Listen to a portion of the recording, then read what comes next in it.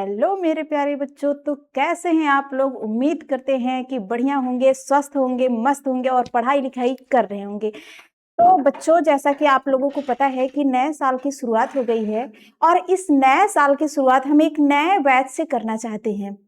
जी हाँ, जैसा कि आप लोगों को पता है कि नए साल की शुरुआत हो गई है और हम इस नए साल की शुरुआत एक नए बैच से स्टार्ट करना चाहते हैं। जो बच्चे 2027 में बोर्ड का एग्जाम देना चाहते हैं, जो बच्चे 2027 में बोर्ड का एग्जाम देना चाहते हैं और अभी अभी से ही वो 2027 बोर्ड एग्जाम की तैयारी में लग गए हैं, हम उनके लिए लेकर के आ रहे हैं एक नया बैच बिल्कुल फ्री यूट्यूब पर। हमारा यूट्यूब है शिक्षा सक्षम स्मार्ट यूट्यूब चैनल। तो जिन बच्चों को अभी से तैयारी करनी है 2027 बोर्ड एग्जाम की, वो हमारे इस यूट्यूब चैनल पर आकर के जुड़ जाए, क्योंकि यहाँ पर उनको बिल्कुल फ्री में सभी क्लासेस दी जाएंगी। तो आज हम पढ़ाने वाले हैं आप सभी को बायोलॉजी। बायोलॉजी के बारे में तो बहुत सारे बच्चे बहुत कुछ जानते होंगे, बहुत कुछ पढ़े भी होंगे, लेकिन हम बेसिक से बायोलॉजी की शुरुआत करने जा रहे हैं। जो बच्चे बोर्ड एग्जाम की तैयारी में लगे हैं वो यहाँ से अपनी क्लास की शुरुआत कर सकती हैं, क्योंकि बिल्कुल एकदम बेसिक से हम यहाँ पर सारी क्लासेस आपको देंगे। तो तैयार हो जाएं वो सारे बच्चे बेसिक से पढ़ने के लिए, जीरो लेवल से पढ़ने के लिए। सबसे पहले बच्चों हम ये देखेंगे कि हमें बायोलॉजी की शुरुआत कैसे करनी है, हम बायोलॉजी आखिर पढ़ेंगे कैसे, हमें बायोलॉजी कहाँ से पढ़ना है, हमारे पेपर में क्या आएगी ना, क्या डिमांड होगा हमारे एग्जाम का, हमें क्या क्या चीजें पढ़ना है। बहुत सारे बच्चे होता है क्या करते हैं कि पूछा जाता है कुछ और, एग्जाम की डिमांड रहती है कुछ और वो पढ़ने लगते हैं कुछ और। तो यहाँ पर हम लोग वो सारी चीजें, क्योंकि हम एनसीईआरटी पढ़ाने जा रहे हैं, तो हम वो सारी चीजें लेकर के चलेंगे जो एग्जाम की डिमांड रहती है कि ये सारी चीजें पूछी जाएंगी। हम सबसे पहले तो सिलेबस के बारे में जानेंगे कि आखिर हमें पढ़ना क्या क्या है। तो बच्चों यहाँ पर देखिए, बोर्ड पर आपको दिख रहा होगा हमारे सिलेबस के बारे में। आपको सबसे ऊपर दिखेगा, सबसे ऊपर दिख रहा है कि 100 अंकों का हमारा प्रश्न पत्र होता है। 100 अंकों का हमारा प्रश्न पत्र होता है, जिसमें से 70 अंक जो होता है वो हमें लाना होता है और जो 30 नंबर होता है वो हमें प्रैक्टिकल से मिलता है। तो 30 नंबर तो भाई हमें प्रैक्टिकल से मिल जाएगा, लेकिन जो 70 नंबर होता है वो तो हमें खुद से लाना पड़ेगा। तो खुद से लाने के लिए मेहनत तो करना ही पड़ेगा।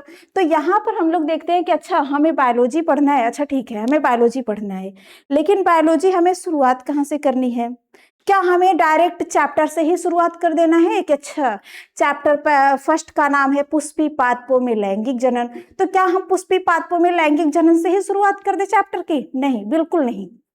पहले तो हमें सिलेबस के बारे में जानना है कि अच्छा सिलेबस में ये सारी चीजें हैं, अच्छा मतलब हमें इतना इतना पढ़ना है, हम इतना पहले देख लेते हैं, उसके बाद हम फर्स्ट चैप्टर की शुरुआत करेंगे।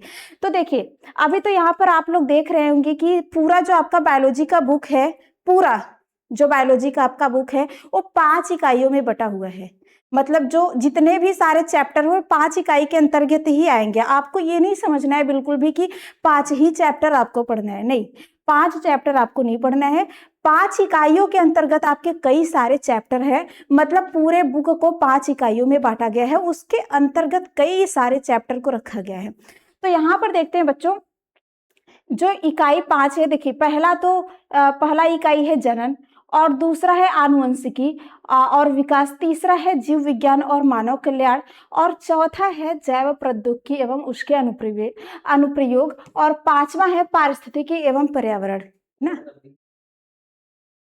तो पारिस्थितिकी एवं पर्यावरण, तो ये 5 इकाई आपने देख लिया। अब हम इसके अंतर्गत जो चैप्टर है उस चैप्टर को देखते हैं कि अच्छा कौन कौन सा चैप्टर है।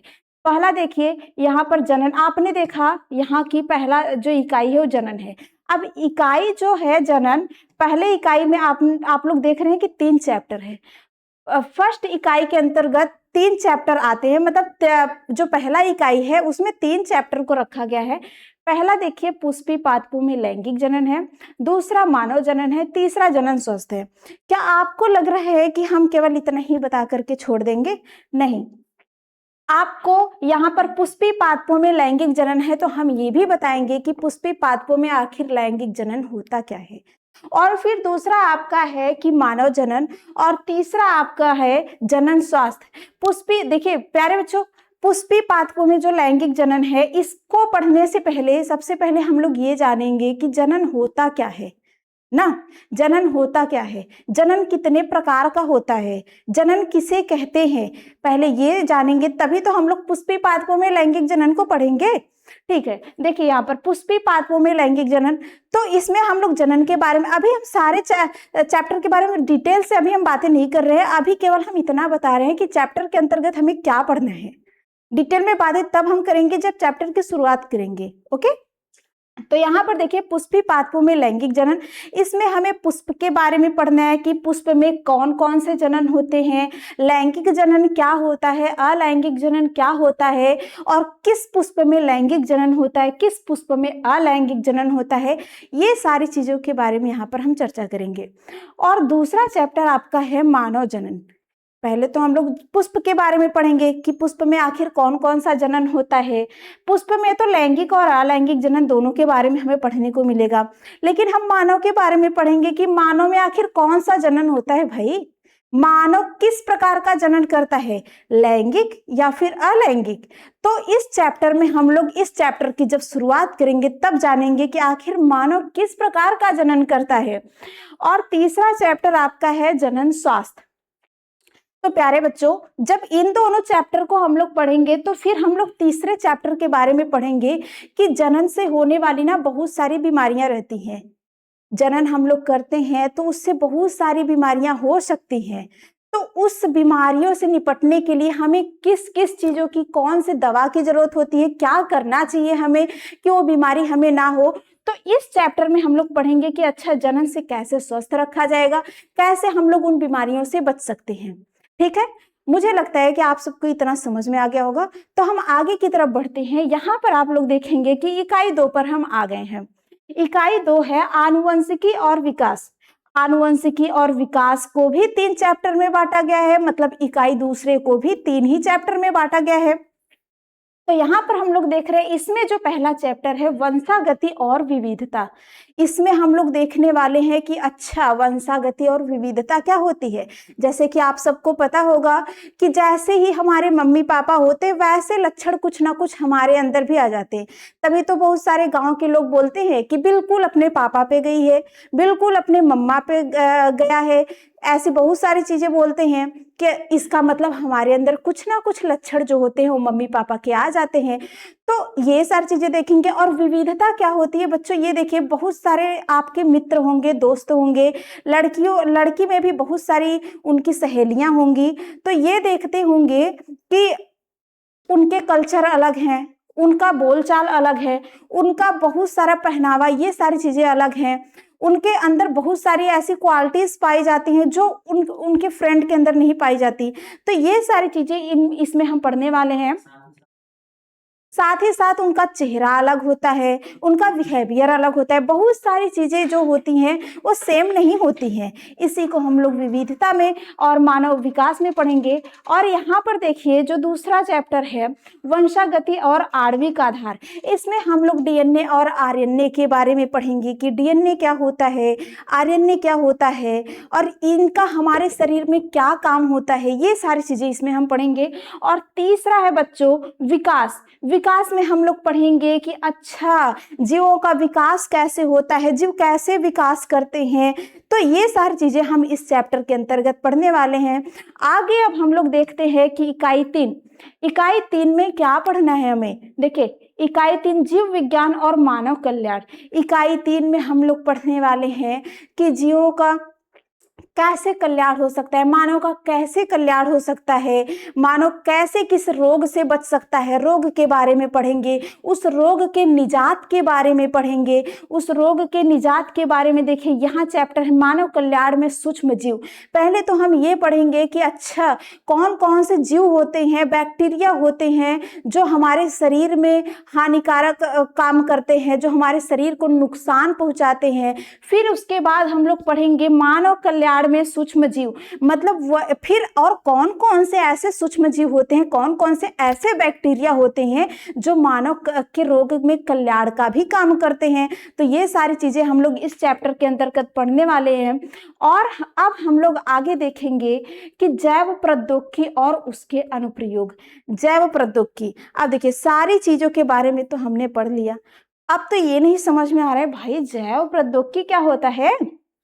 देखिए जैव प्रौद्योगिकी, जैव प्रौद्योगिकी का मतलब ये होता है, पहले देखिए बच्चों क्या होता था कि आप लोग ये सारी चीजें सुने होंगे, जैसे बीटी कपास हो गया, बहुत सारे ऐसे देखिए बहुत सारी बकरियां, भेड़, भैंस, गाय, ऐसे बहुत सारी जंतु आए हैं ना, जो क्या होता है कि बहुत ज्यादा दूध देते हैं, उनकी उत्पादन क्षमता जो होती है बहुत अधिक होती है। कैसे?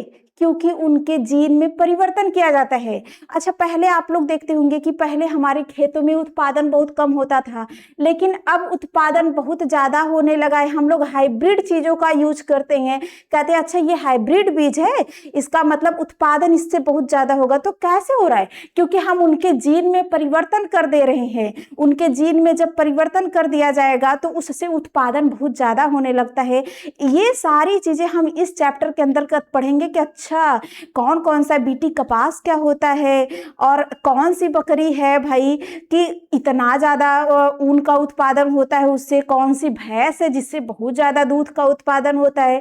तो ये सारी चीजें हम लोग देखेंगे कि अच्छा ये कैसे हो रहा है, कैसे उनके जीन में परिवर्तन किया जा रहा है आखिर कि उत्पादन को बढ़ा दिया जाए। तो ये सारी चीजों के बारे में हम यहाँ पर पढ़ेंगे।